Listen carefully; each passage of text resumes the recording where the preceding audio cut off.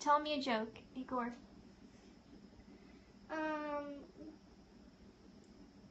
Why did the chicken cross the asteroid belt? Why? Because it wanted to bump into asteroids.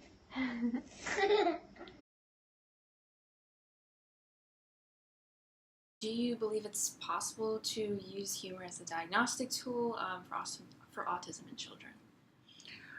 Humor is not by itself a diagnostic tool because there's too much variation among people on the spectrum with how much they can appreciate humor.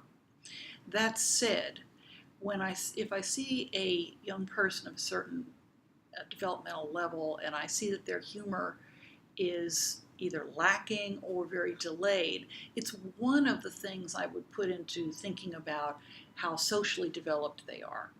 It's part of their social communication package, and social communication is the most centrally affected area of autism. So in other words, it's one piece. At what stages of a child's development might it be most useful to make, or are there certain stages where you would see, I guess, this difference in their perception of humor, where you would take it into consideration whether or not they have autism? Well, kids who have autism develop just like other kids develop, and so the way autism looks when you're 3 or 5 is different from the way it looks when you're 12 or 15 or 25 or 40. And so we would expect that their ability to appreciate humor might develop over that time too. Now, let's say you have a child who laughs when his sister falls down and gets hurt. Is that a deficit of humor, or is that a deficit of empathy?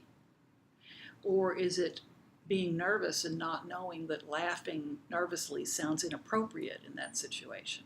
It could be a lot of things. That's why I say it's not a diagnostic tool, but it is one data point that I might use to understand where that person is in terms of social communication. Now let's turn to the research. One study comparing preschool children with autism to typically developing children found that the frequency of laughter did not differ between these two groups. However, the context in which autistic children laugh did differ, specifically in that autistic children laughed more in socially inappropriate situations and engaged in more non-shared laughter. Another study analyzed acoustical differences in the laughter of autistic children. There are two fundamentally distinct types of laughter: voiced and unvoiced. Only voiced laughter is associated with a positive internal state. Researchers found that autistic children display only voiced laughter, which means they laugh to show their inner emotional state rather than to feel included in a social context.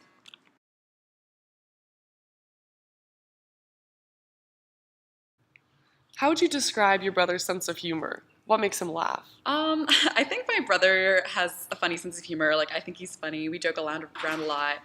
I think that sometimes it can be hard for him to pick up on social cues. So that means both. Sometimes he laughs at sort of inappropriate times, or it means that he makes jokes that are maybe a little bit oversharing or maybe aren't appropriate to the situation. But I'd say in general, I think my brother's funny, but maybe that's just because I grew up with him. So how would you describe your brother's actual laugh? The sound of it, have you noticed any differences growing up? I'd say that as my brother has gotten older, I think that it's funny because he has this new forced laugh that he uses sometimes. And I think that sometimes that can be him trying to sort of act appropriately within a situation. For him, it's just a little bit harder to judge. So sometimes he can laugh a little bit too loudly, or sometimes he doesn't laugh when I think something's funny. And so that's something I've noticed. So otherwise, he has a pretty normal laugh, I'd say. Have you noticed anything with sarcasm? He's very sarcastic. Okay, so yeah, but I think that sometimes it can be hard for him to pick up on sarcasm, or he can get really offended by it easily. Sarcasm? You think? How does an autistic individual's perception of humor affect their social interactions? Does this alienate or isolate them in any way? Well, as I said earlier, if you have difficulty knowing when someone is joking or if they're being sarcastic towards you, you never know whether people are being nice to you or they're being mean to you. So one of the things that happens to children a lot is they get bullied. And bullies are quick to take advantage of a child who doesn't have very good social perception and social judgment. Also, I've been told by many intelligent people on the spectrum that they feel like they're always the last one to get the joke. One extreme case is I had a young man who was a teenager who brought in a joke book, and he wanted me to help him with it because he wanted to understand humor.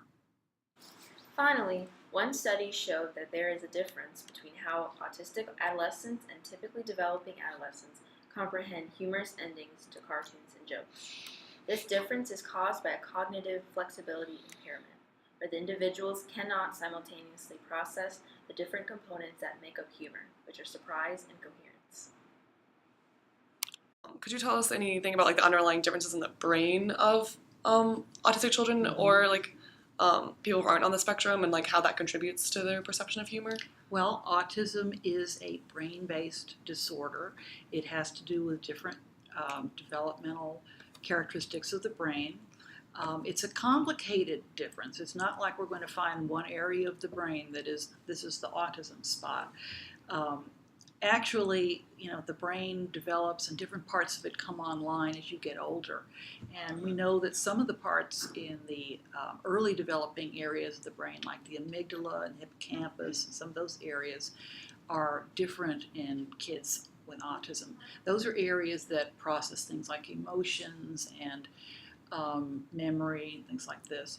And as they get a little older, we see differences in particularly in the frontal lobe of the brain, which does a whole lot of things. It's the smart part of your brain that talks and that plans and thinks ahead and interprets what's appropriate to do and regulates your behavior and emotions.